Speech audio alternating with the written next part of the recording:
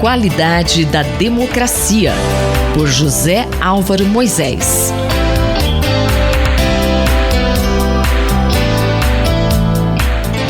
Professor Moisés, qual o tema da coluna hoje? A coluna de hoje trata de um tema absolutamente paradoxal. Não está muito claro se nós estamos vivendo o que poderia ser aparentemente um episódio de dissonância cognitiva de parte da maior autoridade pública do país ou um caso puro e simples de absoluta e completa irresponsabilidade. A dissonância cognitiva é aquela situação em que as pessoas têm uma crença muito forte em alguma coisa, mas de repente são apresentadas a uma série de outras evidências que contrariam aquela crença, mas essas evidências não são aceitas. Isso cria um sentimento que é extremamente desconfortável, extremamente difícil, não é? E a pessoa passa a fazer qualquer coisa, mesmo que seja completamente irracional, vai contra todo o conhecimento em relação à sua crença originária e não aceita as evidências. Veja bem, provavelmente é isso que está acontecendo no Brasil com a participação e o papel do presidente da República, Jair Bolsonaro. Nos últimos dias se confirmaram que nós temos 200 casos de contaminação no Brasil. Houve um crescimento de aproximadamente 65% da contaminação do vírus que caracteriza a pandemia que nós estamos vivendo no momento, né? Há uma enorme preocupação, por exemplo, que foi expressa por um processo de comunicação muito competente do Ministério da Saúde, também dos estados. O objetivo principal, tanto do ministro da Saúde, de autoridade de vários estados, como de São Paulo, é, no processo de crescimento, de expansão do vírus, criar um patamar de achatamento, quer dizer, prolongar bastante o tempo para evitar que haja um pico que levaria a um colapso do sistema de atendimento público. Não teria suficientes recursos no sistema de saúde para poder atender toda a população contaminada se houvesse um pico, né? Ou seja, é uma preocupação racional extremamente importante de parte dos órgãos do governo, mas que, no entanto, não estão absolutamente sendo levadas em consideração pelo presidente da República. A maior autoridade do país, que deveria estar cumprindo, inclusive, uma quarentena, porque esteve com pessoas que foram contaminadas e teve um teste, em princípio, um teste negativo, mas ainda precisa fazer um segundo teste, participou das manifestações em Brasília, supostamente a seu favor, em seu apoio, mas são manifestações que também tinham um conteúdo contra o Congresso Nacional. Havia faixas, cartazes pedindo o fechamento do Congresso Nacional contra o Supremo Tribunal Federal e autoridades importantes do Poder Legislativo e do Poder Judiciário do Brasil.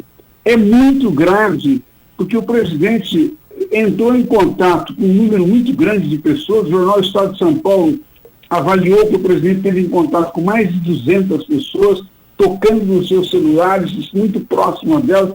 Quer dizer, se houver alguém contaminado nesse grupo, terá contaminado o presidente e outras pessoas. E se o presidente, por alguma razão, estiver contaminado e estiver numa fase de incubação, corre o risco de ter contaminado as outras pessoas. Professor Moisés, dentro dessa questão, em que estágio estamos? É puramente dissonância cognitiva ou é uma irresponsabilidade? Acho que é preciso ter em conta, levar em consideração na avaliação deste momento político, esse confronto com o Congresso Nacional. O governo, para poder se recuperar e dar respostas na área da economia, precisa ter uma série de propostas aprovadas no Congresso. Mas nesse contexto de conflito, torna-se muito difícil uma resposta positiva da parte de um dos poderes que está sendo atacado pelo Poder Executivo e pela Presidência da República. É preciso avaliar o significado que isto tem do ponto de vista do funcionamento normal da democracia.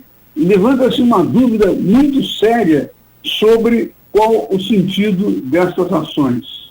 Convido todos os ouvintes a voltarem a frequentar a coluna na próxima terça-feira. Muito obrigado.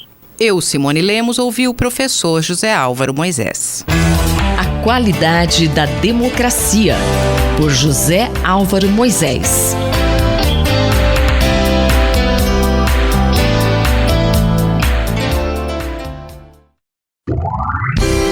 Diplomacia e interesse nacional, pelo embaixador Rubens Barbosa. Você é sempre bem-vindo ao nosso Diplomacia e Interesse Nacional. Tema de hoje, novidades nas eleições americanas. Embaixador, o que as últimas prévias estão apontando? As últimas prévias das últimas 2 semanas no Partido Democrata mostraram uma reviravolta, uma das reviravoltas mais importantes da história dessas prévias americanas. O ressurgimento do Joe Biden, ex-vice-presidente e candidato democrata, e a queda de Bernie Sanders, o senador mais liberal e à esquerda, representam uma mudança no quadro político americano. Hoje, vamos ter mais 4 prévias, no Arizona, na Flórida, em Illinois e em Ohio, que são muito importantes, porque mostrarão como jovens e negros se comportarão mais uma vez nessas primárias. Já foram realizadas prévias em 16 estados, com uma ampla margem a favor de Joe Biden, que começa a atrair apoios de outros candidatos que se apresentaram na corrida eleitoral do Partido Democrata e começa a colocar ao seu lado personalidades políticas importantes que formam o centro no espectro político americano.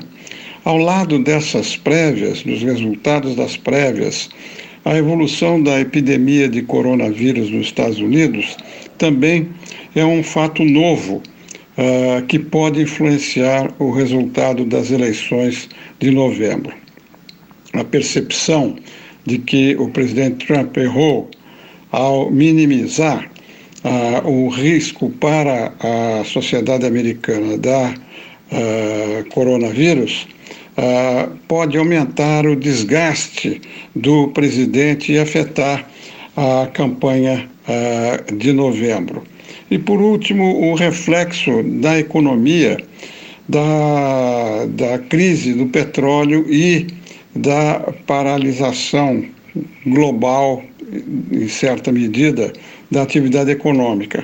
Isso poderá desacelerar o crescimento da economia americana e reduzir o emprego.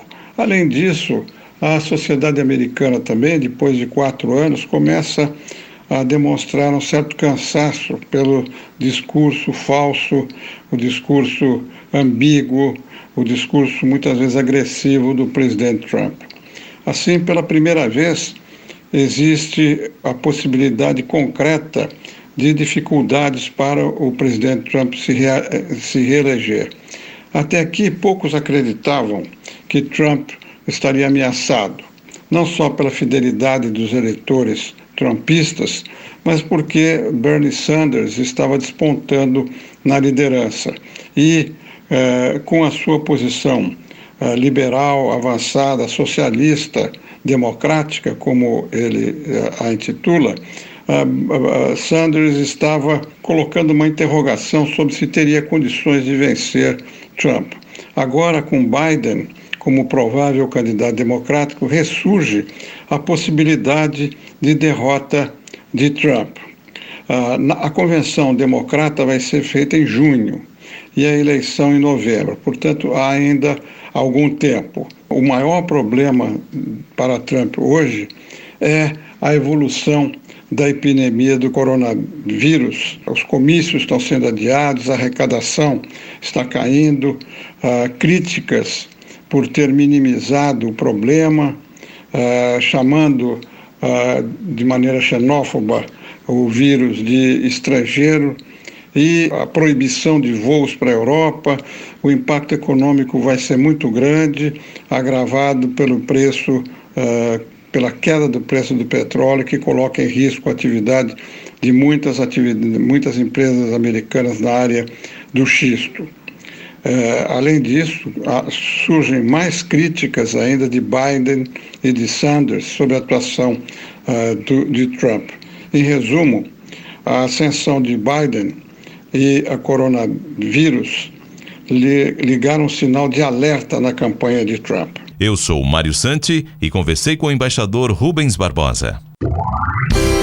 Diplomacia e interesse nacional, pelo embaixador Rubens Barbosa. Minuto do Cérebro, por Otávio Pontes Neto. Professor, o clima com a pandemia do Covid-19 é de apreensão no país.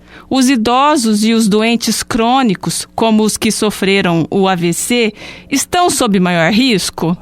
As evidências desde o início da infecção lá na China, sugerem que pacientes idosos, sobretudo acima de 60 anos, e aqueles que têm doenças, comorbidades crônicas, como doença cardíaca, a doença pulmonar, diabetes ou doença cerebrovascular, AVC, eles têm um risco maior de desenvolver quadros graves com a infecção pelo coronavírus. Daí a importância que esse grupo de risco, desde o começo, tomem cuidados adicionais para evitar o risco de contrair a doença. E quais são esses cuidados? É essencial que essas pessoas, assim como todo mundo, evitem locais públicos, aglomerações, saídas desnecessárias de casa, e o contato, manter uma distância maior com outras pessoas, Então lavar sempre, periodicamente as mãos, e quando não for possível usar álcool gel, para lá fazer uma higiene das mãos. É importante que exista essa mudança comportamental, que a gente possa restringir as visitas, as visitas de netos, de parentes, nesse momento, pelo risco aumentado de contaminação que nós estamos vivendo. Essas recomendações servem para todo mundo, mas para pessoas idosas e com doenças crônicas, esse cuidado tem que ser redobrado. Acabamos de ouvir o professor Otávio Pontes Neto, da Faculdade de Medicina da USP de Ribeirão Preto. Rita Estela, para a Rádio USP. Minuto do Cérebro, por Otávio Pontes Neto.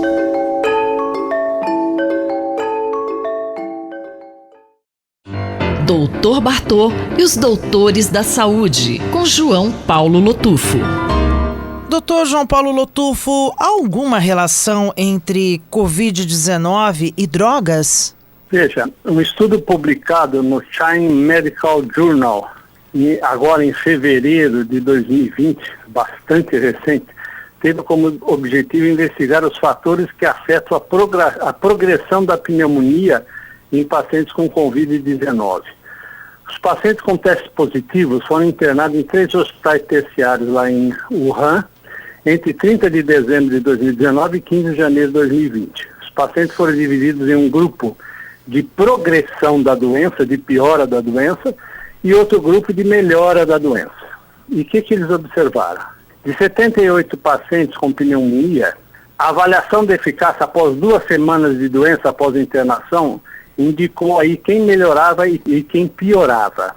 E os fatores considerados complicantes foram a proporção de pacientes com insuficiência respiratória, seguramente foram significativamente maiores no grupo de progressão da doença, é óbvio. Mas a análise estatística desses pacientes indicou o seguinte, que a idade aumenta a chance de piora em 8 vezes.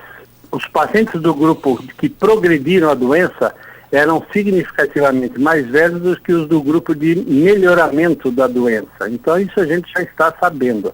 Acima de 60 anos é um problema. Aqueles que tinham temperatura corporal elevada na admissão tiveram 8,9 vezes mais chance de complicação. A insuficiência respiratória aumentou 8 vezes na internação em UTI, lógico, você está em centro respiratório. Alguns exames, como a queda da albumina, aumentou 7 vezes a chance de piora, e provas inflamatórias, como proteína C reativa, aumentou em 10 vezes. Mas o tabagismo aumentou as complicações da doença em 14,28 vezes. Conclusão: lavam-se as mãos, passa-se álcool gel, mas dos fatores complicantes de encaminharmos os pacientes para a UTI, além da idade, da febre alta no início da doença, de exames inflamatórios elevados, o tabagismo foi o maior deles, aumentou 14 vezes a chance de complicação de irmos para a ventilação mecânica se pegarmos o Covid-19. Doutor Lotufo, então vale a pena parar de fumar, né? Então, até na gripe pelo coronavírus, vale a pena parar de fumar. Além disso, não precisa ser um especialista para, pelo bom senso, chegar à brilhante ideia de que tudo que é inalado é prejudicial ao pulmão e vai aumentar a chance de doenças. Então, para o nosso grupo antitabágico do HU, pare de fumar logo. Aproveite esses dados para aumentar a sua vontade em parar de fumar. Se você passa álcool gel nas mãos, não está cumprimentando os outros com beijinhos e ainda usa narguilé, cigarro eletrônico, vapor ou Juul, e isso passa na boca de todo mundo, fique atento, pois não precisa ser o expert para saber que a transmissão vai ser maior. Um grande abraço a todos, de longe, é claro. Eu sou Sandra Capomatto, você ouviu o Dr. João Paulo Lotufo, pediatra da Universidade de São Paulo, responsável pelo projeto Dr. Bartô. Doutor Bartô e os doutores da saúde, com João Paulo Lotufo. Um olhar sobre o mundo, com Alberto do Amaral Júnior. Professor Alberto do Amaral, quais as consequências do coronavírus para a realidade internacional? O coronavírus tem várias consequências para a realidade internacional. Algumas dessas consequências são ainda difíceis de nós prevermos com absoluta exatidão. Outras já são bastante claras. O coronavírus tem uma consequência econômica importante para a realidade internacional. Tem uma consequência econômica porque ele surgiu na China. E a China é um país altamente integrado à economia internacional. O coronavírus provocou uma crise, tanto na oferta quanto na demanda dos produtos. O coronavírus provoca uma crise na oferta porque as cadeias produtivas hoje são globais, cadeias produtivas são empresas situadas em diferentes países, cada produto é composto por unidades, fabricadas em unidades diferentes e fabricadas por empresas que se interrelacionam entre si. Logo, havendo uma interrupção dos elos das cadeias produtivas, há um efeito sobre a cadeia produtiva global. Há um efeito sobre a demanda, quer dizer, as pessoas estão consumindo menos em virtude do menor tráfego de pessoas. Há um efeito indiscutivelmente político, há uma diminuição da confiança das pessoas nos governos, há uma diminuição da confiança nas relações entre os governantes e os cidadãos, há uma diminuição da confiança nas operações econômicas, nas bolsas de valores, e há uma diminuição da confiança do que poderá acontecer, uma falta de previsibilidade do que poderá acontecer no futuro imediato. E há uma consequência social muito clara. Essa consequência social está presente na diminuição das interações humanas. Podemos acrescentar ainda o fato de que muitos países estão levantando barreiras, estão fechando as suas fronteiras, estão retornando a uma fase em que o mundo era dividido por fronteiras de separação e não por fronteiras de cooperação. Agora, professor, o que nós podemos esperar para os próximos meses?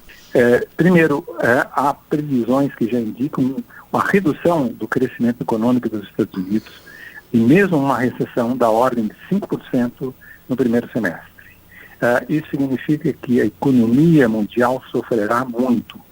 O Banco Central norte-americano, o Federal Reserve já tomou algumas medidas, já cortou a taxa de juros, mas os impactos para a economia internacional, o fato de que a crise do coronavírus atingiu em cheio o continente europeu, atingiu em cheio a economia chinesa, o crescimento da economia chinesa foi paralisado e foi diminuído bruscamente, a China também deverá sofrer drasticamente, indica que todo o mundo terá consequências com o efeito do coronavírus. E soma-se, evidentemente, a crise do coronavírus, o fato de que há hoje uma crise do petróleo, sobre o preço do petróleo, entre a Arábia Saudita e a Rússia, que tentam diminuir o preço do petróleo para que haja uma destruição da indústria americana de produção de petróleo via xisto. Essa indústria é cara e demanda um petróleo barato. Então, as perspectivas políticas,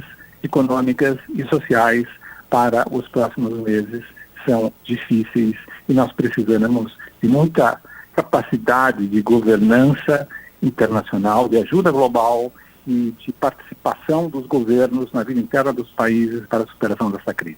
Este foi o professor Alberto do Amaral que conversou comigo, Márcia Vanza.